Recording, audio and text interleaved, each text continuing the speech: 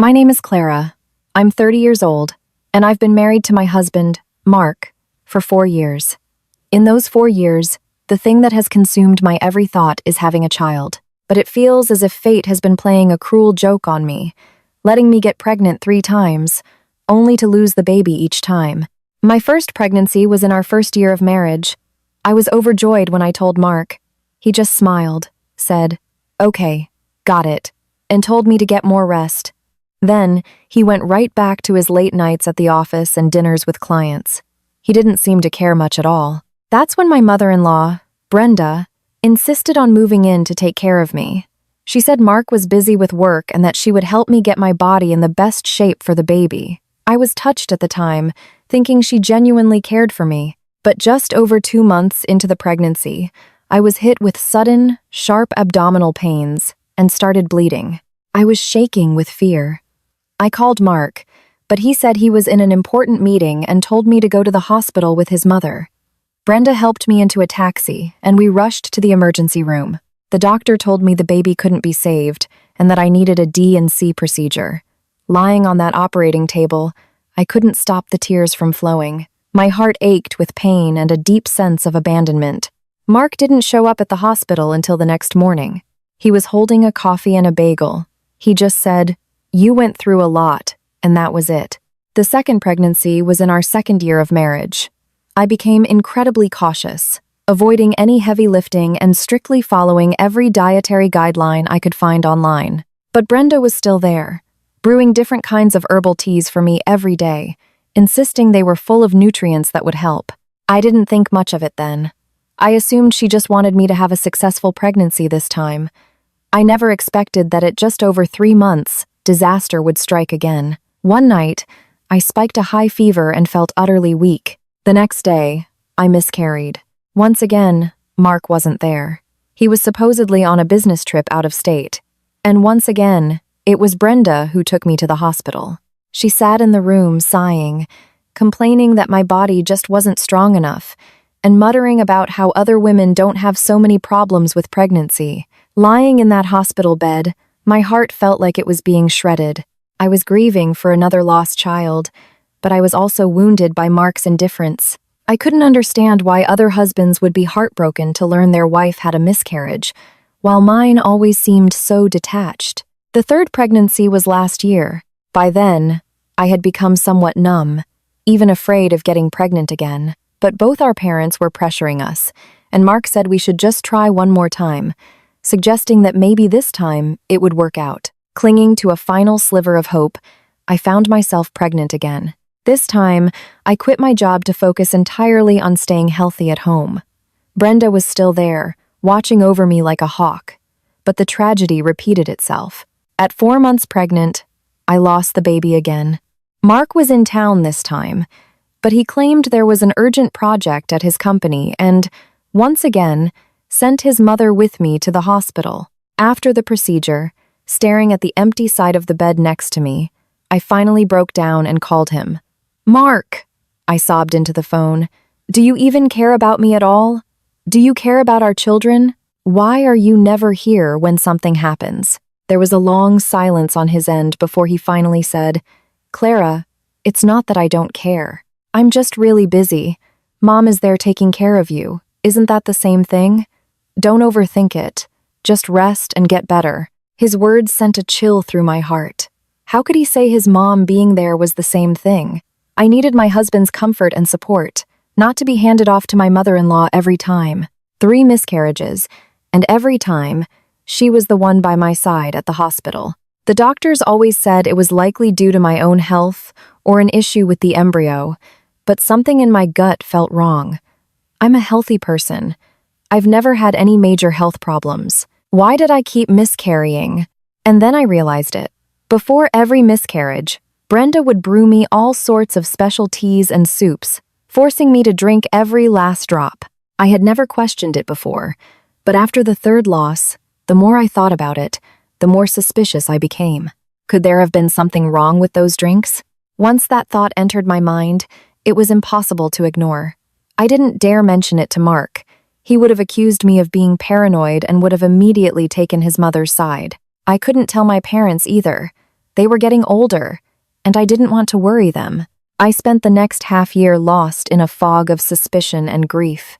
Just when I had resigned myself to the idea that I might never be able to carry a child to term, I discovered I was pregnant again. Staring at the 2 pink lines on the pregnancy test, I felt no joy, only a profound, chilling fear. I was terrified of losing this child, just like the others, but I couldn't give up. This was my 4th child. I had to do everything in my power to protect him. When Mark found out, his reaction was the same as always. A simple, "Okay, got it. Let mom take good care of you. Don't go running around."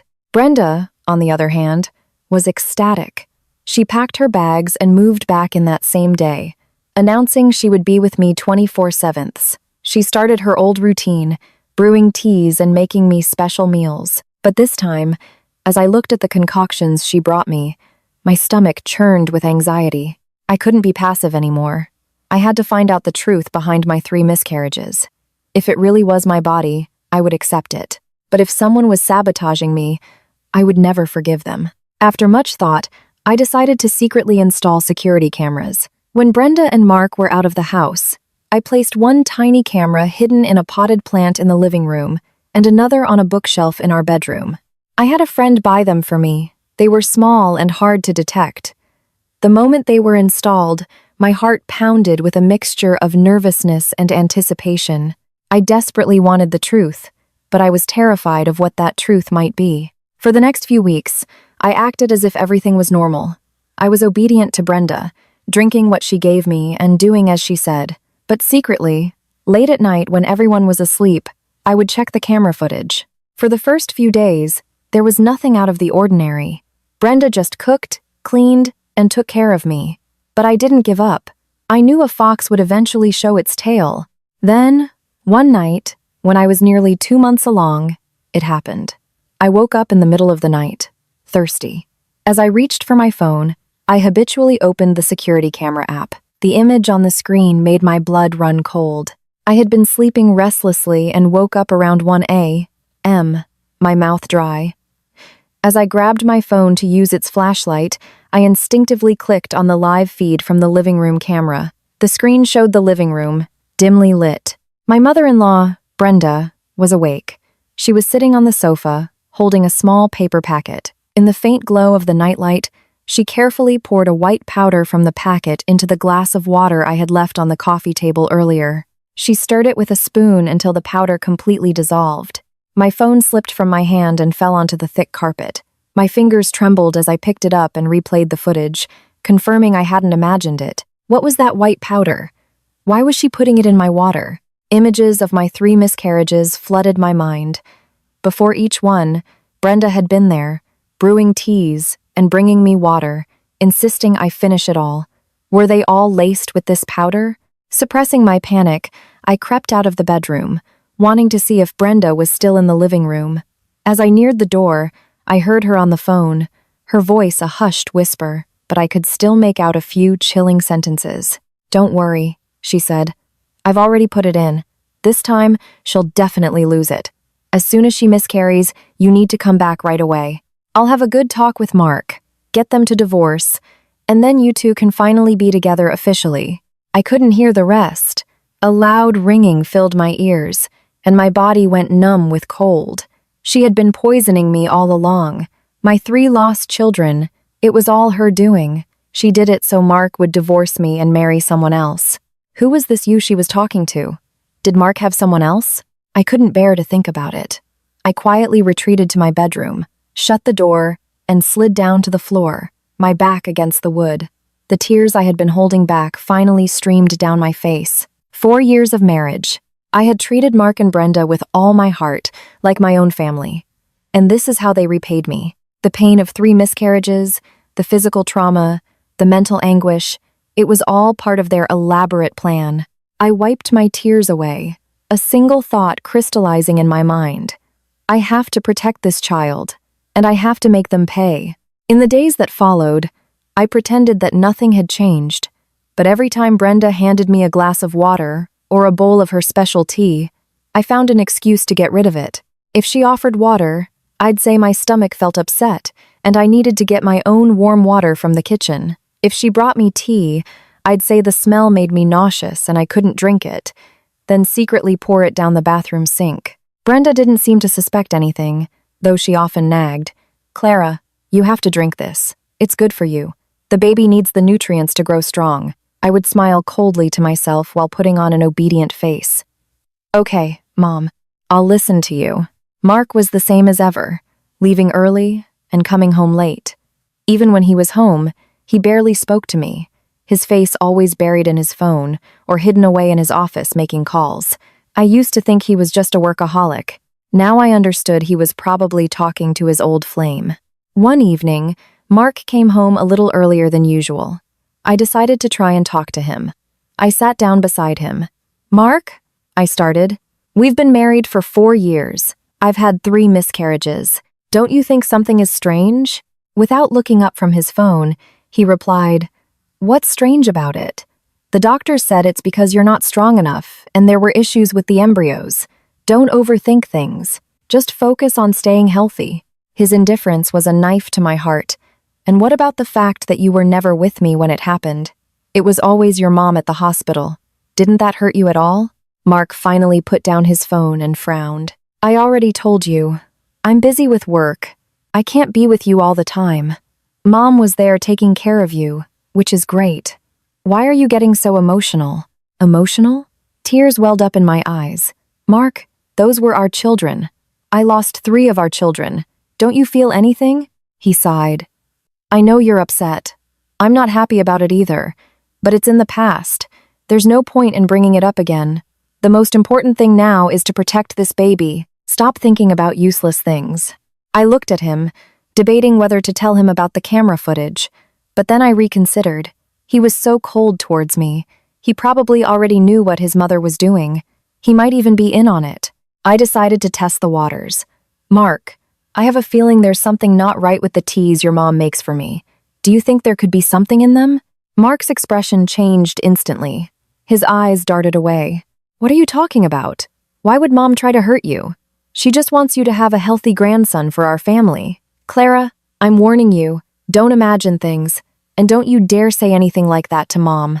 You'll tear this family apart." His reaction confirmed my worst fears. He knew. Not only did he know, but he was helping his mother cover it up.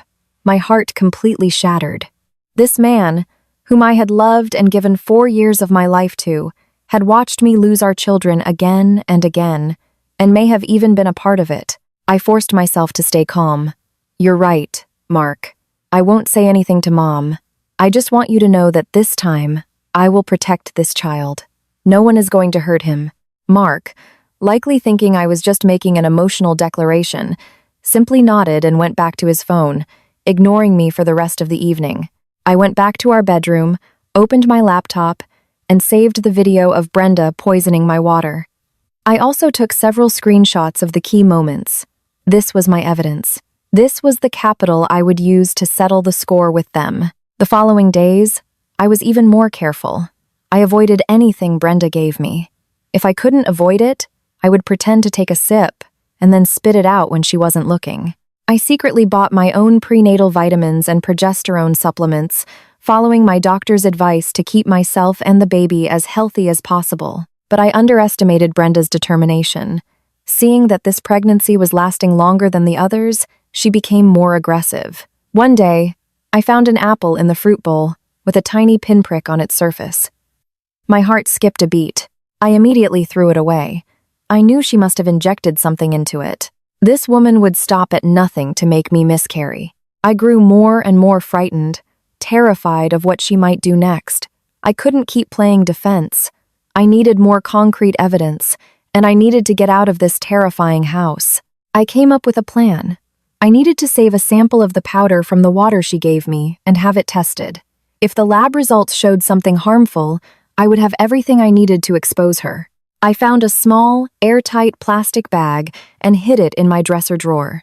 One day, when Brenda handed me another glass of water, I pretended to take a sip. Then, while she was in the kitchen, I poured the remaining water into the bag, sealed it, and hid it away. I also recalled the faint, bitter taste in the soups she made me before my previous miscarriages. At the time, I thought it was just the taste of herbs. Now, I was certain it was the white powder. I wrote down every detail I could remember, adding it to my growing pile of evidence. All I needed now was the right opportunity to get the sample to a lab. Then, with all my evidence in hand, I would finally confront Mark and Brenda. I would make them pay a painful price for what they had done. The night after I secured the water sample, I couldn't sleep. I was a bundle of nerves, terrified Brenda would discover my plan, but also desperate for the lab results to come back and give me a definitive answer. The next morning, I waited for Brenda to leave for the grocery store. The moment she was out the door, I grabbed the sealed bag, stuffed it in my pocket, changed clothes, and hurried out. I had already researched a reputable testing lab not too far from our house, about a 20-minute taxi ride away. At the lab, I explained the situation to a staff member. They had me fill out some forms and took the water sample, telling me the results would be ready in 3 days. I begged them to be as thorough as possible. The staffer smiled reassuringly and told me not to worry. Leaving the lab, I felt a small weight lift from my shoulders. As soon as the results were in, the truth would be revealed. When I got home, Brenda was already back and cooking in the kitchen. She saw me and asked casually, "Clara, where did you go? You should be at home resting." My heart pounded, but I kept my voice steady. I was feeling a little cooped up, so I went for a short walk to get some fresh air. Brenda just nodded and went back to her cooking. I let out a breath I didn't realize I'd been holding. She hadn't suspected a thing. The next 3 days were agonizing. I was constantly waiting for the results, yet dreading them at the same time.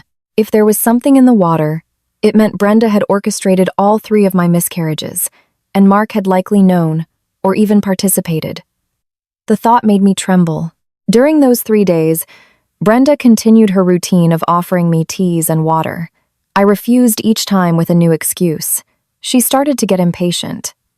"Clara, what's gotten into you? This is for your own good. How is the baby supposed to grow if you don't drink it?" she'd press. I would have to pretend to be nauseous. "Mom, I really can't. The smell just makes me want to throw up. Maybe I can try again when my appetite is better?" She would scowl, but she didn't force me. I knew she was getting anxious that this pregnancy was proving too stable. Mark was his usual self, in and out of the house, completely indifferent to me and the baby. One evening, he came home early, and I decided to probe him one last time.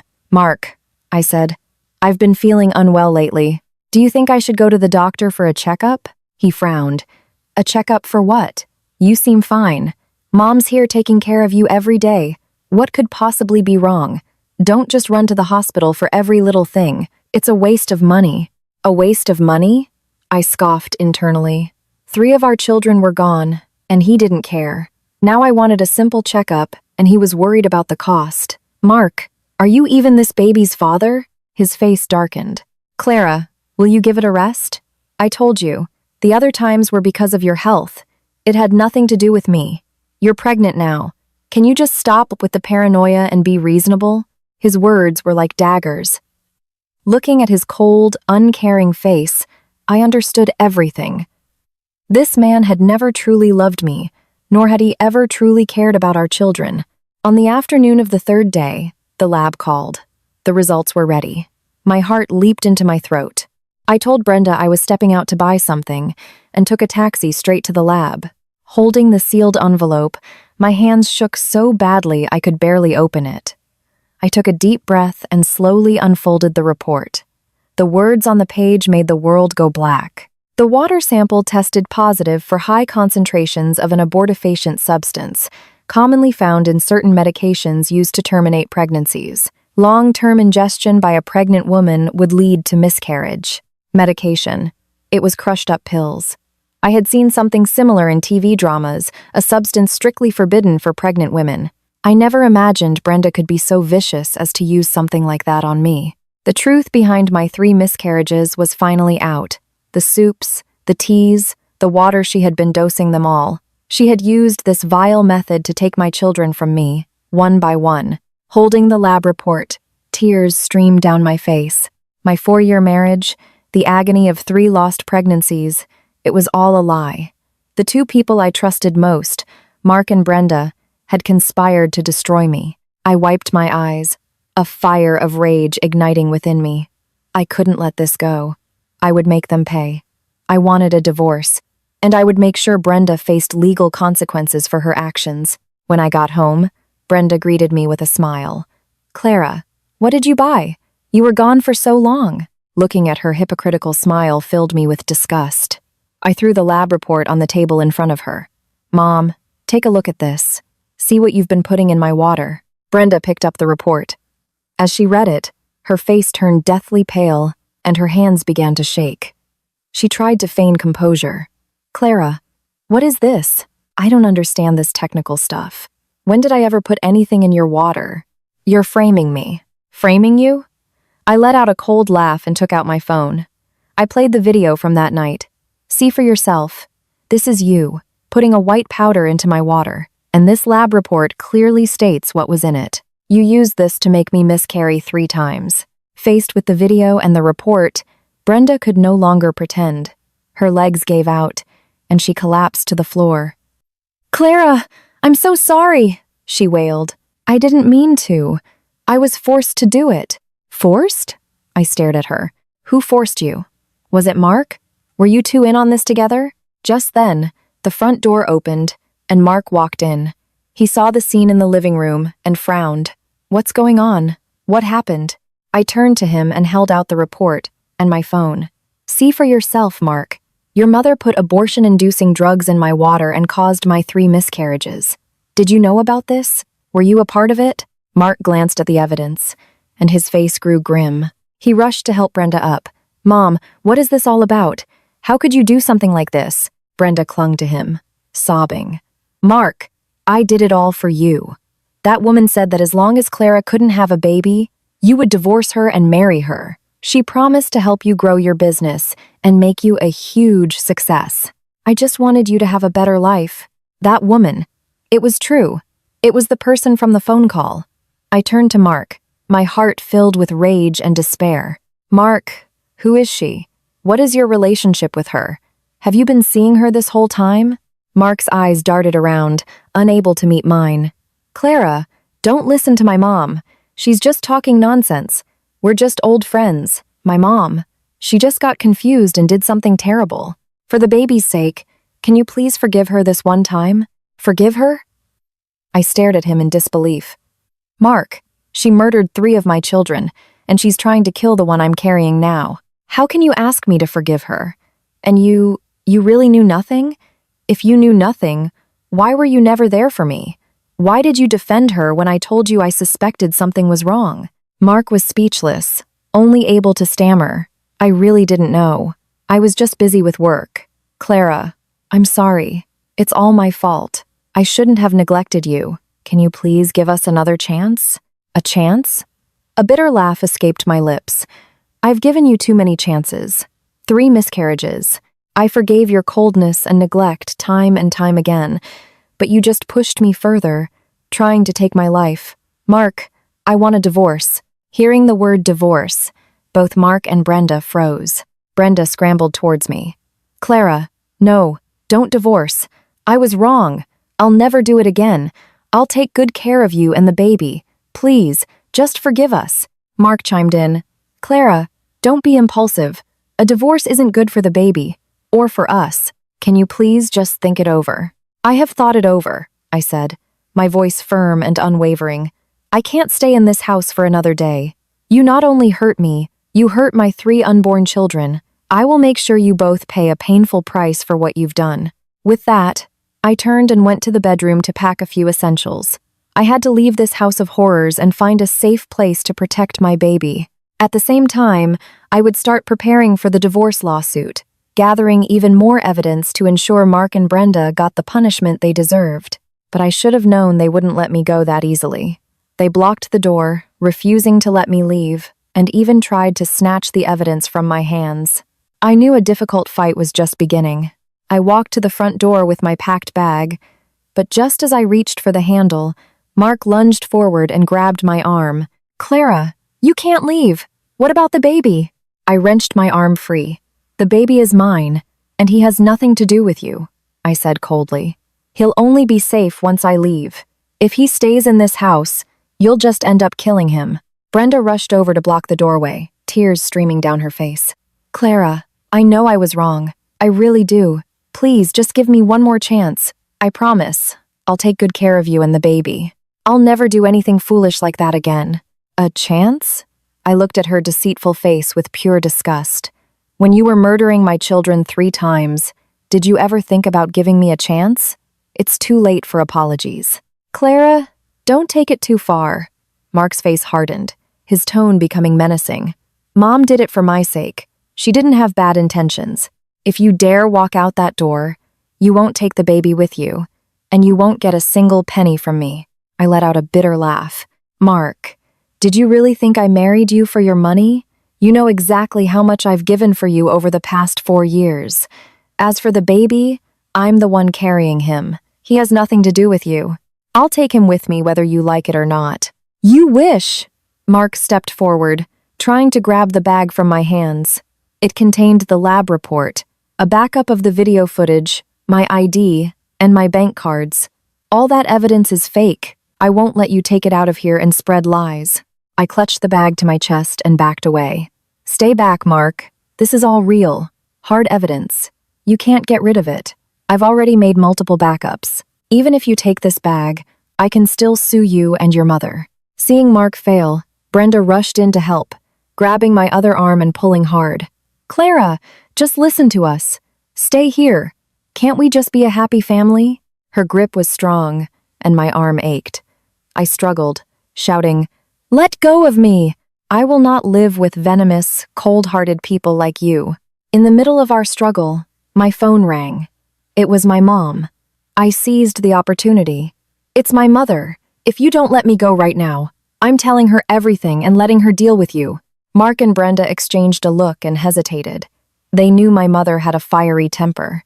If she found out the truth, she would raise hell, and they would be publicly shamed. I used their hesitation to break free and answer the phone. "Mom? Clara, how are you? Is your health okay? Your father and I miss you and we're thinking of coming over." "Mom, I'm fine," I said, fighting back tears. "Don't come over right now. I have to go out for something. I'll come see you when I'm done." "Go out? You're pregnant. Where are you going?" my mom asked, her voice laced with suspicion. "Is Mark and his mother giving you trouble?" Hearing my mother's concerned voice, I couldn't hold back my tears any longer. "Mom, they caused my 3 miscarriages, and now they're trying to harm this baby too." I quickly explained everything that had happened. On the other end of the line, my mom exploded in anger. "Those murderers!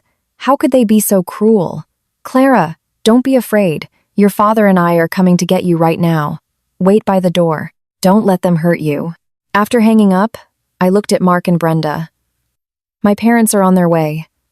Don't even think about stopping me." Mark's face was grim. He hadn't expected me to tell my parents so quickly. Brenda was panicking, tugging on his arm. "Mark, what do we do? If they find out, it's all over." Mark thought for a moment. "What else can we do? We have to keep her here for now. We'll wait for things to calm down. If worse comes to worst, we'll negotiate. Give her some money to keep her quiet." "I don't want your money," I spat. "I just want a divorce, and I want you to pay for what you did." It wasn't long before my parents arrived. The moment they walked in and saw my red-rimmed eyes and the tense expressions on Mark and Brenda's faces, my mother charged forward and pointed a finger at Mark. "Mark, you heartless bastard. How has our Clara ever wronged you? How could you conspire with your mother to hurt her like this? 3 miscarriages. That was your own flesh and blood. How could you do it?" My father, shaking with rage, added, "Mark, we entrusted our daughter to you, hoping you would take care of her. But this is how you treat her. How can you face us? How can you face Clara?" Mark was speechless. His head hung in shame. Brenda tried to make excuses. "It's not what you think. I was just momentarily confused." "Momentarily confused?" My mom cut her off. "A moment of confusion causes 3 deaths? People like you deserve to be struck by lightning." My mom took my hand. "Clara, let's go with Mom. We're leaving this place. I'll take you home and take care of you. We'll make sure you and the baby are safe." Mark tried to block our way. "Mom, Dad, Don't be rash. It's not what you think. Let me explain. We don't want to hear your explanations, my father said coldly. Excuses are just a cover-up for the truth. We've made our decision. Clara is divorcing you. Sign the papers, or we'll see you in court. Mark tried to say more, but my mother was already pulling me towards the door. Let's go, Clara. Don't waste your breath on them. We're leaving and never coming back. I followed my parents out of that terrible house and got into my father's car. As the car pulled away, I looked back at the house one last time. I felt no attachment, only a profound sense of relief. Back at my parents' home, my mom immediately made me something to eat and told me to rest. My dad sat beside me, sighing. It's all our fault. We didn't properly vet Mark and his mother's character. We let you suffer so much. I held my dad's hand. Dad, it's not your fault. I was the one who was blind and chose the wrong person. It's too late for regrets now. My mom sat beside me, gently stroking my belly. From now on, you'll live here with us. Mom will cook for you every day and take good care of you. We'll make sure you and this baby are safe and sound. The following weeks, I rested at my parents' home. They took meticulous care of me, preparing nutritious meals, taking me for walks in the park, and keeping me company. Under their care, my spirits lifted, and my health improved. I didn't stay idle. I hired a lawyer and began preparing for the divorce proceedings. I compiled all my evidence, the camera footage, the lab report, and the hospital records from my 3 miscarriages, and gave it to my attorney. He was confident, saying the evidence was more than enough to prove Brenda's intentional harm and Mark's complicity. He assured me we had a very high chance of winning.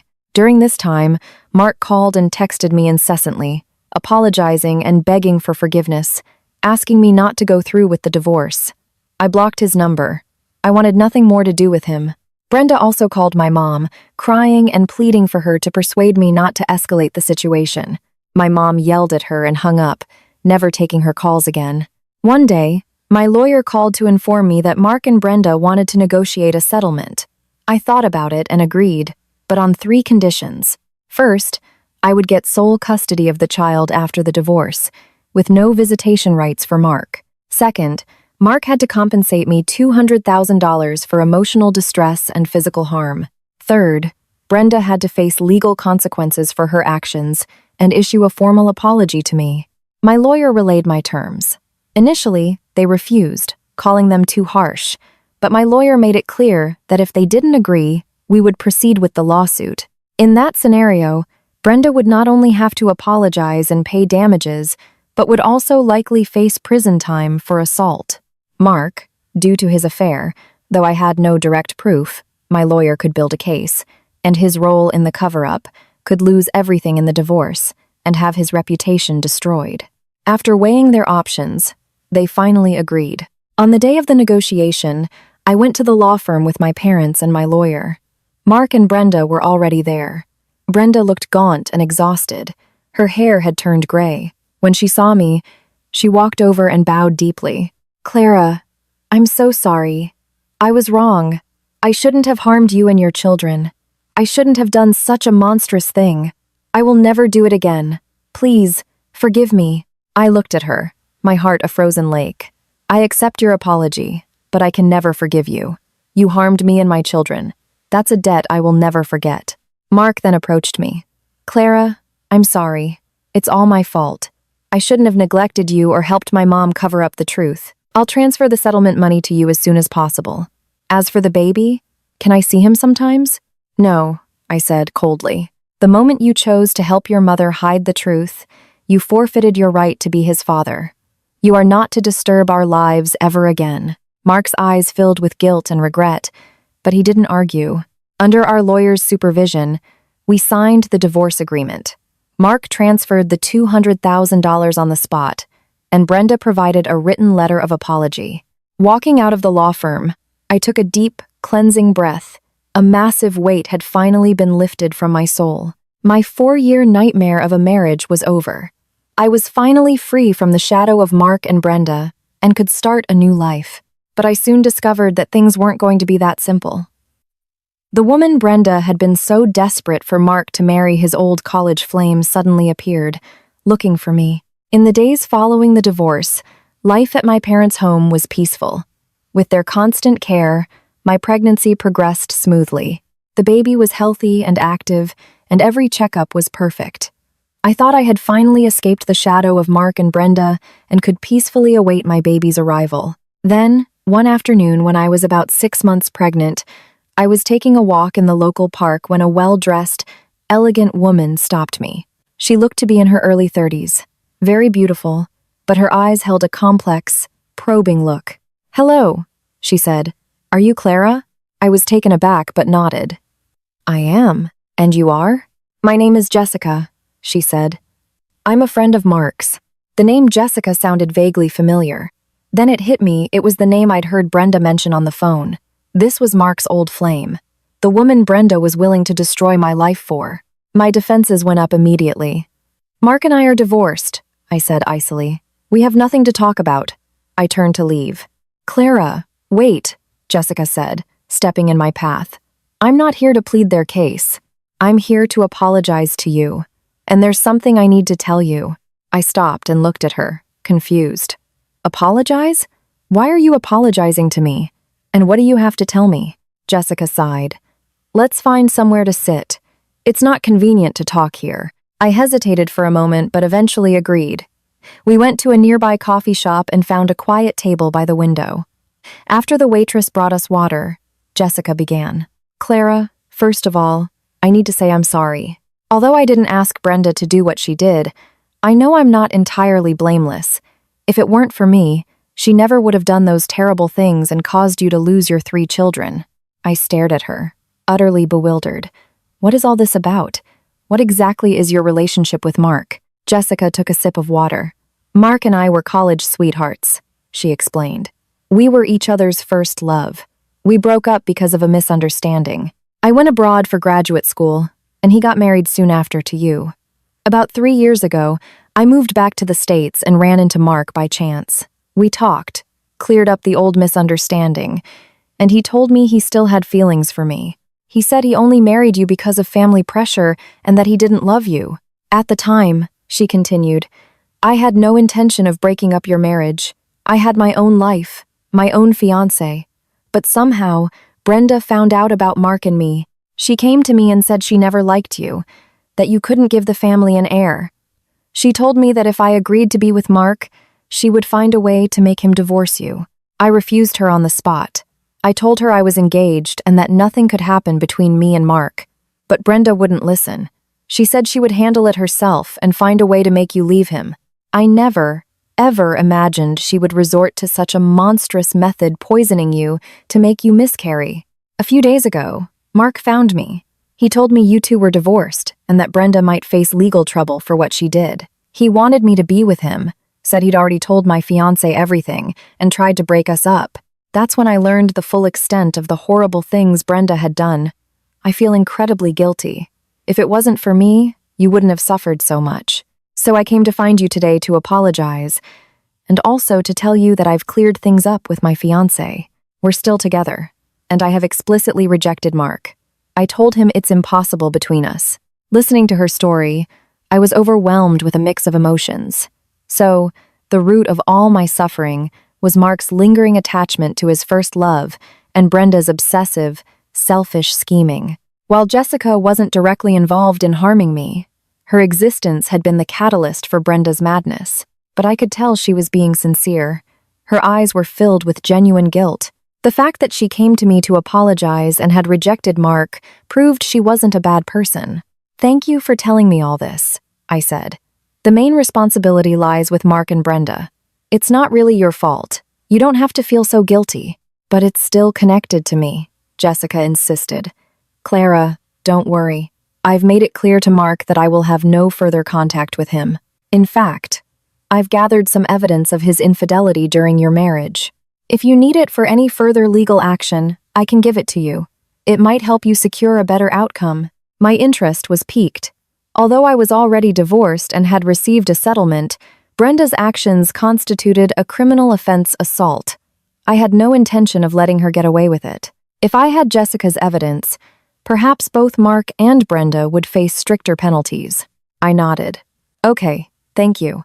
If it's convenient, I'll take it." Jessica took a USB drive from her purse and handed it to me. This contains my chat history with Mark, records of gifts and money he sent me, all of which prove his infidelity. It also has some recorded phone calls with Brenda, where she details her plans to make you miscarry. This should be very helpful. I took the drive, feeling a wave of gratitude. Thank you, Jessica. I'm really moved that you would do this. Don't thank me, she said. It's what I should do. Clara, I wish you and your baby a safe and happy future. If Mark or Brenda ever bothers you again, please let me know. I'll help you however I can. We talked for a little longer before Jessica left. Watching her go, I felt a sense of wonder. I never expected that behind all my pain, there was such a convoluted story, and that Jessica's appearance would bring a new ray of hope for justice. Back home, I plugged the USB drive into my laptop. The chat logs and call recordings were damning. Mark repeatedly expressed his dissatisfaction with me and his longing for Jessica, stating that our marriage was a mistake. In the call recordings, Brenda gleefully detailed to Jessica how she was dosing my drinks and planning my miscarriages, her voice dripping with malice. Seeing this evidence, my anger flared anew. I decided not only to pursue criminal charges against Brenda, but also to hold Mark accountable for his infidelity and complicity. I gave the new evidence to my lawyer. After reviewing it, he was ecstatic. "This is a game changer," he said.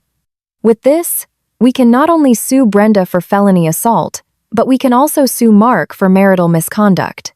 We can demand he forfeit a larger portion of the marital assets and pay additional damages." "Good," I replied. "Please proceed, lawyer. I want them to face the consequences as soon as possible." "Rest assured," he said. "I'll prepare the filings immediately. Your job now is to take care of yourself. Rest, avoid stress, and think of the baby." In the weeks that followed, I focused on my health while waiting for news from the court. Mark tried calling me a few more times. I didn't answer. He sent a flood of texts, saying he knew he was wrong, that he regretted everything, and that he wanted to get back together. I blocked him on all platforms.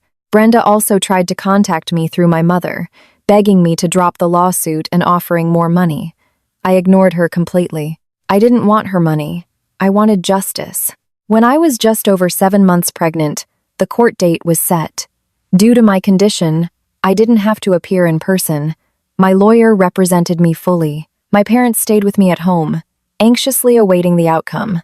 Jessica also appeared in court as a witness, providing her evidence. According to my lawyer, when faced with such irrefutable proof, Mark and Brenda had no choice but to confess to everything. Brenda was found guilty of felony assault and sentenced to 3 years in prison. Mark, due to his proven infidelity and complicity, was ordered to turn over a significant portion of his assets from during our marriage and pay an additional $50,000 in punitive damages. His reputation was shattered. His colleagues and friends ostracized him, and his business, which was already struggling, went into a nosedive. When I heard the verdict, a wave of relief washed over me. Justice had finally been served. Mark and Brenda were paying the price for their cruelty. My parents were also relieved, saying it was what they deserved. My mom stroked my belly. "Clara, no one can hurt you or this baby ever again. Our family will be happy now, and that's all that matters." I nodded, tears of joy and release streaming down my face. I had finally gotten justice for my 3 lost children, and for myself. But I was wrong to think it was over. Mark, bitter and defeated after the verdict, was not done with me yet. He was planning his revenge. After the court's decision, I thought I could finally find peace. But Mark's bitterness soon shattered my calm. One day, as my mother and I were leaving the hospital after a checkup, I saw him standing across the street, his face dark as he stared at us. My heart dropped. I instinctively moved behind my mother. She saw him too and immediately shielded me, yelling, "Mark, what are you doing here? The court has made its decision. Are you going to keep harassing us?" Mark walked slowly towards us, his eyes filled with venom. "Clara, you're really something," he spat. "You actually sent my mother to prison and took all my money. Do you hate me that much?" I fought to keep my voice steady.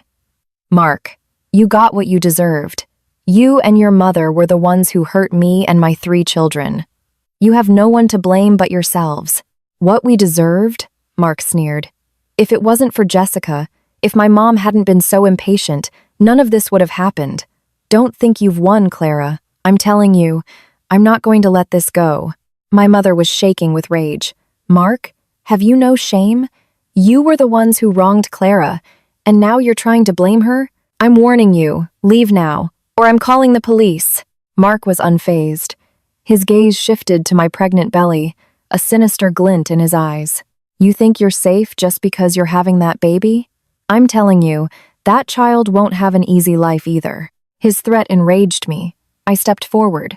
Mark, you're a monster. The baby is innocent. If you dare lay a finger on him, I swear I'll kill you. Kill me? He laughed humorlessly. You think you could take me? He reached out as if to grab me. My mother shoved him back. Get away from my daughter. Mark stumbled, his anger boiling over. You just wait. I'll make you all pay. He shot me one last hateful glare and stormed off. Watching him leave, I was filled with a sense of dread. I knew he had been pushed to the edge and was capable of anything. When we got home, my mother immediately called my father and told him what happened. He was furious and rushed home from work. That man is out of his mind, he said. We have to be extra careful. We can't let him get near Clara or the baby. From that day on, my father insisted on driving me to all my appointments. My mother stayed by my side constantly. We changed the locks on the doors and installed a new security system with cameras. But Mark was relentless. He started loitering around our neighborhood. He sent me threatening text messages, promising to make me pay and ensure I never knew a moment of peace. One night, I saw a shadowy figure lurking near our house. It was him. I woke my father, who grabbed a baseball bat and ran outside, but Mark took off. The next day, my father went to the police and filed a report. The police brought Mark in for questioning and warned him that if he continued to harass us, he would be arrested for stalking. That seemed to scare him off for a while. He stopped appearing in the neighborhood, but the threatening texts still came occasionally. I lived in a constant state of fear. I couldn't sleep, plagued by nightmares of Mark hurting me and my baby. My mother, seeing how worn down I was, suggested, Clara, maybe we should move. A new place, a fresh start. Mark won't be able to find us, and you can have some peace. I agreed. My safety, and my baby's, was the most important thing. My father quickly found a nice apartment in a secure building, far from our old neighborhood. One night, under the cover of darkness, we moved without telling a soul, not even our closest relatives. In the new apartment, I finally felt a sense of security. The building had a doorman and strict security protocols. There was no way Mark could find us here. I got a new phone number, cutting off my last link to him. Life returned to a state of calm. My baby was active and healthy, often kicking gently as if to reassure me. One day, about a month later, I received an unexpected call. It was Jessica. Clara, I'm sorry to bother you, she said, her voice full of concern. I heard Mark has been harassing you. Are you okay? I was surprised. How did you know? I heard it from one of his old friends, she explained. He's been telling everyone that you ruined his life and his mother's, and he's been talking about getting revenge. I was worried about you. I'm fine, I reassured her. We moved. He can't find us. Thank you for your concern. That's a relief, Jessica said. Clara, there's something else I should tell you. Mark's company is in serious trouble. His reputation is destroyed, and most of his clients have left him. The company is on the verge of bankruptcy. He's drowning in debt and has creditors chasing him. His life is a mess. I felt no pity hearing this news, only a sense of karmic justice. It was the price he had to pay for his actions. He brought it on himself, I said. I know, Jessica replied. I just wanted to let you know that he has bigger problems to deal with now. He probably won't have the time or energy to bother you anymore. You can relax and focus on the baby. Thank you for telling me, I said. Let's both move on with our lives. After that call, I truly felt at peace. Mark was a drowning man. He was no longer a threat. The final weeks of my pregnancy were serene. My parents doted on me, and my baby grew strong. At 9 months, my doctor said I could go into labor at any time. My parents had the hospital bag packed and ready by the door. One night, the contractions started. My father rushed us to the hospital. The doctor confirmed I was in active labor, and I was taken to the delivery room. My mother held my hand, encouraging me. "Clara, don't be afraid. We're right outside waiting for you and the baby. Be strong." I nodded as the nurses wheeled me in. The room was bright, the staff efficient and professional. I followed the doctor's instructions, breathing through the waves of pain. With every contraction, I had only one thought. I must bring this baby into the world safely. After what felt like an eternity, a loud, healthy cry filled the room. My baby was born. "Congratulations," the doctor said, holding up a small, beautiful infant. "It's a healthy baby boy, 6 pounds, 6 ounces." Hearing his cry, I burst into tears of joy and relief. I had finally, successfully, given birth to my child. He was here, he was healthy, and he was perfect. The nurse placed him on my chest. He was so tiny, his eyes squeezed shut, his little mouth working. I gently touched his cheek, my heart overflowing with a love I had never known. My mother rushed in, her eyes wet with tears. "Clara, you did it. Oh, he's so beautiful." My father followed, a wide, proud smile on his face. "This is wonderful. We'll take the best care of you both." The birth of my son brought immeasurable joy to our family. I named him Leo, hoping he would grow up strong and brave and live a peaceful life. He was a good baby, rarely crying, content to eat and sleep. My parents were completely enamored, spending their days changing diapers, feeding him, and cooing at him. I was immersed in the bliss of motherhood, looking at Leo's innocent face. All the pain and betrayal I had endured simply melted away. My life, I knew, was now filled with hope. I never expected that on the day of Leo's 1-month celebration, Brenda would be released from prison early, and the first thing she did was come looking for me. On the day we celebrated Leo being 1 month old, my parents hosted a small gathering at home with a few close friends and relatives.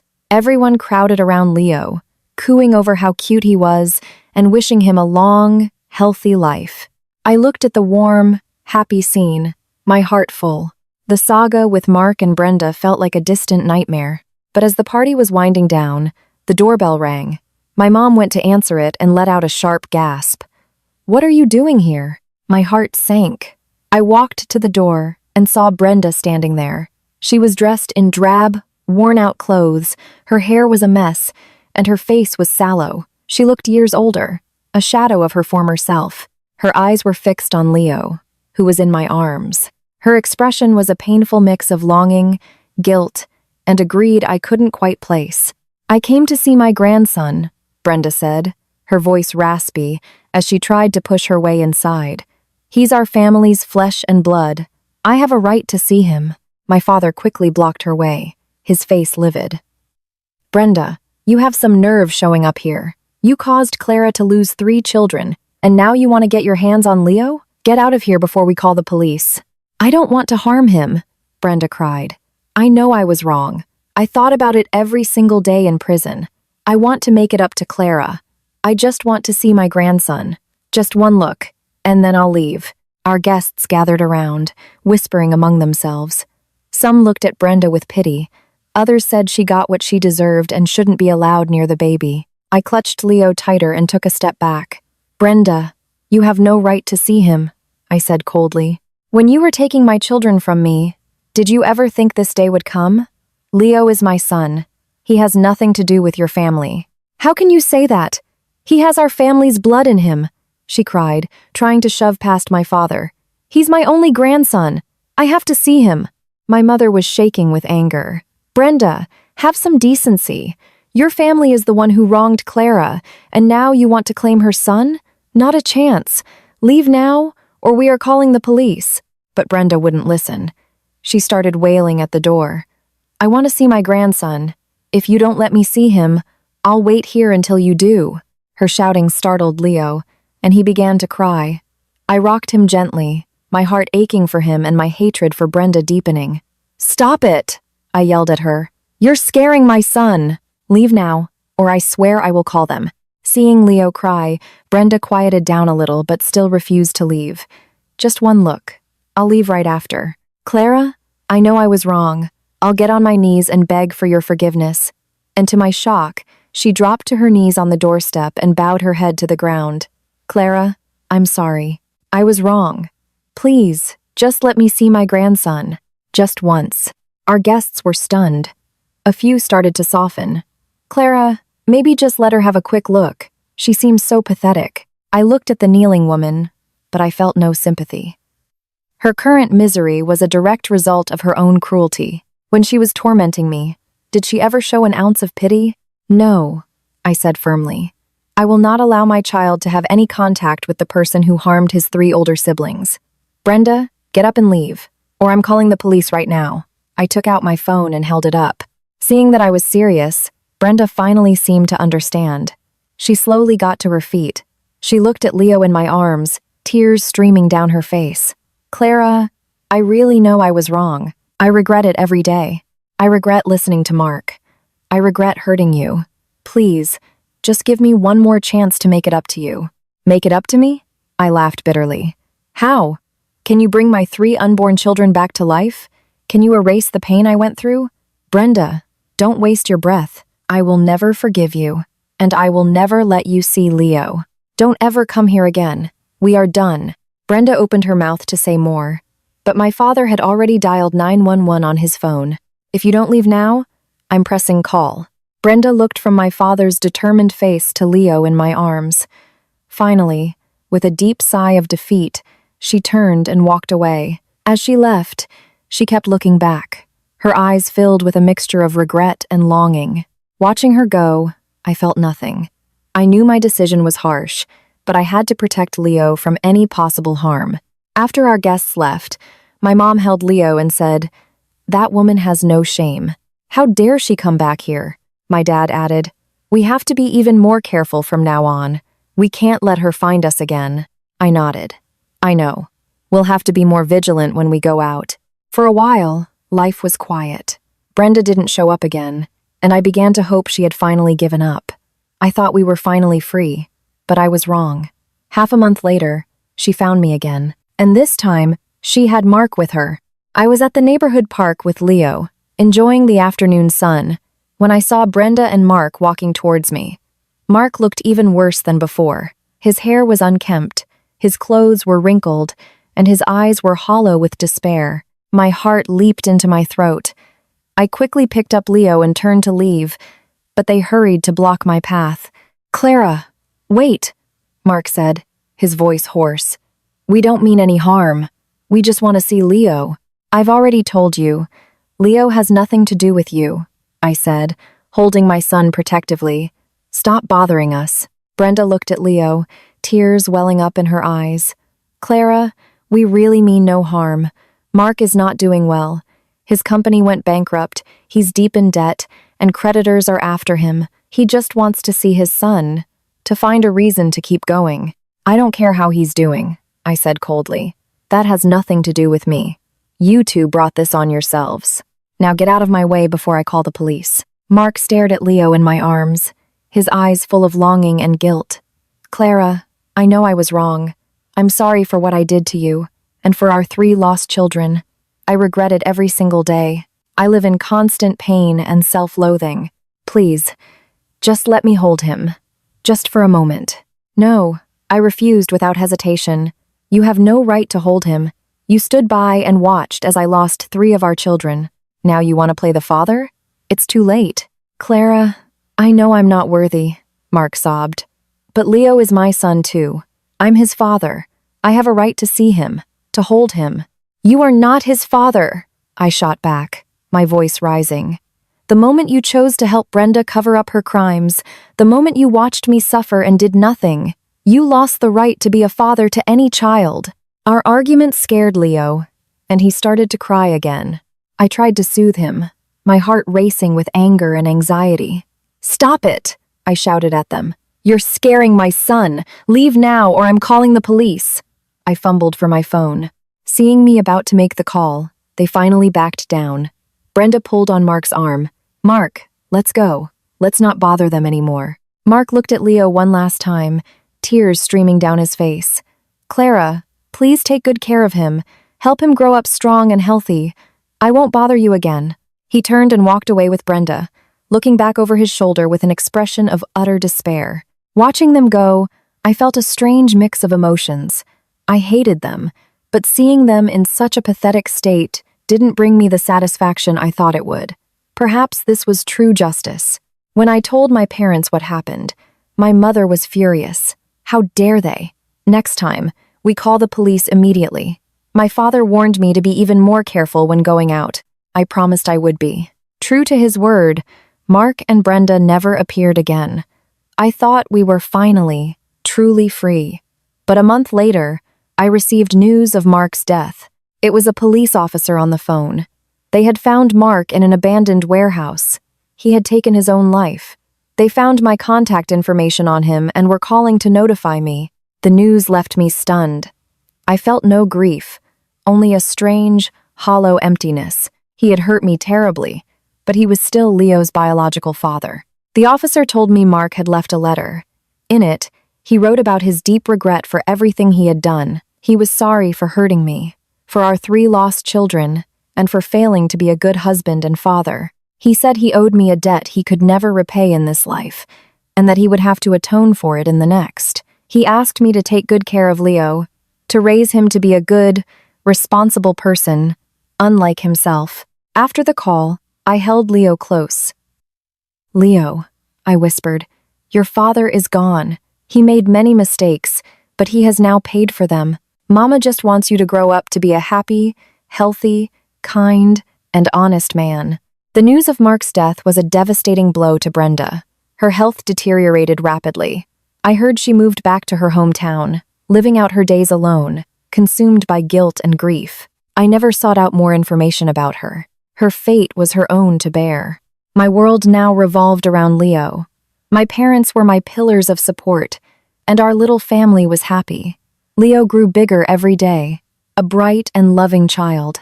He learned to say mama, grandma, and grandpa, and his sweet voice was the music of our home. I went back to work, determined to build a better life for my son. Sometimes, the past would surface memories of my lost children, of the betrayal, but the pain was no longer sharp. It had been replaced by a quiet strength. I knew the future was long, and there would be other challenges, but I wasn't afraid. I had Leo, I had my parents, and I had a warm, loving home. I would face whatever came next with courage, for him. I never expected that the peace would be disturbed again, but it was. Jessica, Mark's old flame, found me again, and she brought with her a final, shocking piece of the puzzle. By the time Leo was a little over a year old, a bubbly toddler just starting to talk, my life had found a new, happy rhythm. I had a good job at a baby products company, and my days were full, balanced between work and the joys of raising my son. One evening, I came home from work to find Jessica waiting for me outside my apartment building. She looked more tired and worn than the last time I'd seen her, a shadow of anxiety in her eyes. "Clara," she said, approaching me quickly. "I'm so sorry to bother you again, but I had no other choice." "Jessica? What is it? What's wrong?" I asked, concerned. "Let's go somewhere we can talk," she said. "It's complicated." I hesitated, then asked my mom to watch Leo while Jessica and I went to a quiet tea house nearby. Once we were settled, she began. "Clara, I came to tell you something about Mark." "Mark?" I was confused. "He's gone. What else could there be?" "He is," she said, "but he left something behind. After he passed, the police were clearing out his belongings and found a journal. My name was mentioned in it, along with yours, so they contacted me." "A journal? What did it say?" Jessica pulled a worn notebook from her bag and slid it across the table. "This is it. You should read it yourself. What's inside might surprise you." With a sense of trepidation, I opened the journal. The pages were filled with Mark's messy, scrawled handwriting, as if written in a state of great turmoil. He wrote about our marriage, about his guilt and his coldness. He wrote that in the beginning, he had wanted to build a good life with me, but his mother, Brenda, had never approved of me. She constantly criticized me, especially for not getting pregnant right away. He wrote that after my first miscarriage, he had been genuinely heartbroken and blamed himself for not taking better care of me. But Brenda had convinced him it was my fault, that my body was weak, and that he shouldn't worry because we could always have another. He claimed he didn't know Brenda was poisoning me until after the second miscarriage. When he discovered what she was doing, he confronted her. She told him the truth that she was doing it so he would divorce me and marry Jessica.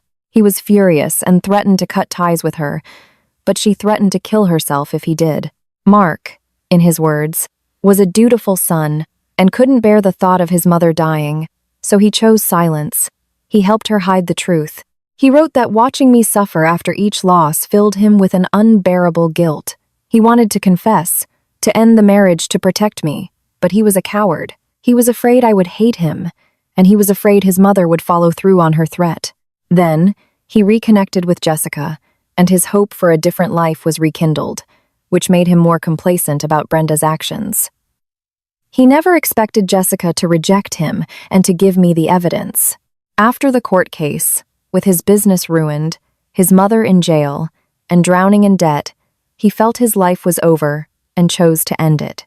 At the very end of the journal, he had written a final entry addressed to me. "Clara, I'm sorry. I owe you too much. I know no amount of apologies can make up for the pain I caused you. I lost our 3 children, and I lost you.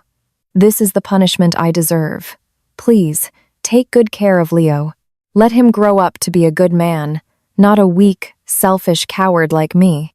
If there is a next life, I will spend it making things right." Closing the journal, I felt a complex wave of emotions. I hadn't known the full story. While Mark was undeniably weak and culpable, he hadn't been a cold-blooded monster from the start. His misguided sense of filial duty and his own cowardice had led to our shared tragedy. Jessica watched me, her expression soft. "Clara, I know this must be a lot to process.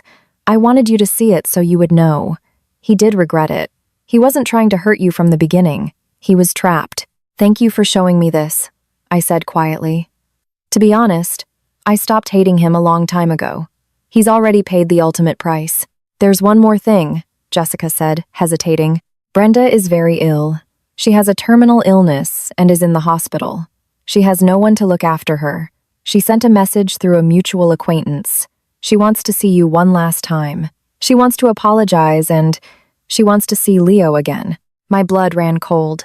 Brenda wanted to see me? And Leo? "I know it's a terrible thing to ask," Jessica said quickly. "If you don't want to go, I completely understand. It's just, she's in a very bad state." I thought, perhaps, seeing as she's near the end. I was silent. Brenda was the person who had inflicted the most pain in my life. I hated her for taking my children, for destroying my marriage. But now, she was dying, alone in a hospital bed. I felt a flicker of, not pity, but something close to it. "I will not let her see Leo," I said, my voice firm. "Leo is innocent. He will have no connection to the person who hurt his family. As for seeing her myself, I need to think about it." "Of course," Jessica said, nodding. "Take your time." She gave me a piece of paper with the hospital's address and a contact number. "If you decide to go, call me. I'll go with you." I went home and told my parents. My mother was vehemently against it. "Clara, don't you dare go. That woman ruined your life. She's only sorry now because she's dying. It's too late. Going will only upset you." My father agreed. "Your mother's right. Her life is her own business. Let's just focus on our own family." I knew they were right, but a part of me couldn't let it go. Brenda was a monster, but she was also Leo's grandmother, and she was dying alone. If I didn't go, would I regret it later? For days, I was torn. Then, one afternoon, Leo saw the troubled look on my face. He tugged on my pants. "Mama sad," he said, his little face scrunched up with concern. I knelt and hugged him. "No, sweetie, Mama's happy." He reached up and patted my cheek. "Mama, smile." Looking at his pure, innocent face, my decision was made. I would go see Brenda, not to forgive her, but to close this chapter of my life for good. I needed to tell her that I had moved on, so she could leave this world, and my life, in peace. I called Jessica and told her my decision. I would go, but Leo would not. The hospital room was sterile and bleak. Brenda was a skeleton in the bed, her skin pale and thin, her breathing shallow. When she saw me, a flicker of light entered her dull eyes, and she struggled to sit up. "Don't get up," I said softly. "Just lie down." A nurse helped prop her up with pillows. Tears streamed down her withered cheeks. "Clara, I'm sorry. I was wrong. I shouldn't have taken your children from you. I shouldn't have ruined your marriage. I've done so many terrible things in my life. This disease, it's my punishment from God." I looked at her, my heart calm. I know you'll never forgive me," she rasped. "I don't expect you to. Before I die, I wanted to say sorry, and I wanted to see Leo. He's my only legacy. I can't let you see him," I said. "He's too young. I don't want him to know about any of this darkness. I want to protect him from that." The light in her eyes faded. "Okay," she whispered, disappointed. "I understand. As long as he's healthy and happy, that's all that matters." She looked at me again. "Clara, I know I owe you a debt I can never repay. I hope you can let go of the hate, live a good life, be happy with Leo." "I've already let it go," I said. "I came here today to tell you that. I'm not holding on to the past anymore. I'm doing very well, and Leo is a wonderful, healthy boy. You don't need to keep repenting. Just find your peace." Hearing this, Brenda's tears flowed freely. "Thank you, Clara. Thank you for releasing me. Now I can die in peace." I didn't say anything. I hadn't forgiven her. I had simply released myself from the burden of hating her. The scars she left would always be a part of me. After a few more minutes of silence, I stood up. I should go. Leo is waiting for me. Brenda nodded, her eyes full of a final, sorrowful farewell. "Go. Take care of yourself, and take care of Leo." I walked out of the room and didn't look back. As I stepped out of the hospital into the fresh air, I took a deep breath. A great weight had been lifted. The past was finally, truly, buried. Jessica was waiting for me. "Thank you for coming, Clara. I'm sure it meant the world to her." "I didn't do it for her," I said. "I did it for me, and for Leo. I want our lives to be completely free of that shadow." "I understand," she said. "I wish you and Leo all the happiness in the world." "You too, Jessica," I said. "I hope you find your own happiness." We parted ways at the hospital entrance and never saw each other again. When I got home, Leo ran into my arms, shouting, "Mama! Mama!" I hugged him tight and kissed his soft cheek, my heart full. From this moment on, our lives would be nothing but sunshine. My parents saw the peace on my face and knew it was over. "Good," my mom said with a smile. "Now, we just focus on watching this little one grow." The years that followed were peaceful and happy. Leo grew into a smart, kind, and funny little boy who was the center of my universe. I excelled at my job, eventually becoming a department manager. I was able to buy a small, cozy house for me, Leo, and my parents. We had built a new life, a happy one. I had emerged from the darkness, not unscathed, but stronger. I thought our story was complete, that life would be a quiet, happy journey from here on out. But on Leo's 3rd birthday, I met someone completely unexpected. His appearance would mark the beginning of a new, wonderful chapter for us both. By the time Leo turned 3, he was a bright, chatty boy enrolled in the local preschool. My life had settled into a comfortable routine of work, school drop-offs, and evenings filled with laughter. My career was thriving, and I felt a sense of contentment I once thought was impossible. One afternoon, I went to pick Leo up from school and saw a familiar figure standing near the gate, smiling as he watched the children play. He was a man in his late 30s, with a kind face and a gentle demeanor. It took me a moment to place him. It was David, a senior from my college days. David had been something of a campus legend, brilliant, kind, and universally respected. I, like many others, had a quiet crush on him back then. But he graduated and went abroad for law school, and we lost touch. Seeing him here, of all places, was a shock. "Clara?" he said, his smile widening as he walked over. "It really is you. I saw your son and thought he looked so much like you, but I wasn't sure." "David, it's you!" I exclaimed, a genuine smile spreading across my face. "When did you come back to the States? What are you doing here?" I moved back about a year ago and opened my own law practice nearby, he said. My daughter goes to this preschool. I thought that little guy was adorable, but I never imagined he was your son. Leo, hearing us talk, tugged on my hand. Mama, who is this?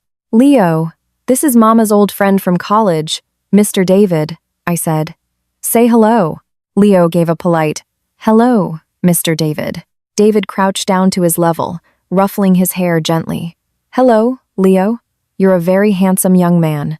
We chatted for a while, and I learned that David had also been through a divorce a few years ago and was raising his daughter on his own. When I briefly told him about my past, his expression filled with sympathy. Clara, you've been through so much, but you're incredibly strong. You've done an amazing job raising Leo. It's all in the past, I said with a smile. We're very happy now. After that day, we started running into each other frequently at preschool. We would walk home together, sharing stories about our children and the challenges of single parenthood. David was kind, patient, and wonderful with Leo, often bringing him small treats. Leo adored him, always shouting, Mr. David, excitedly when he saw him. My parents met David and were immediately impressed. Clara, my mom told me one evening, that David seems like a very good man. He's so good to you and Leo. You're still young. You should think about giving happiness another chance. I was hesitant. My marriage to Mark had left deep scars, and I wasn't sure I was ready to trust someone again. My priority was Leo, and I didn't want to bring anyone into his life who might disrupt his happiness. David seemed to sense my reservations. He never pushed or pressed. He was simply there, a steady and supportive presence. If I was stuck at work, he would pick Leo up and let him play with his daughter until I could get there.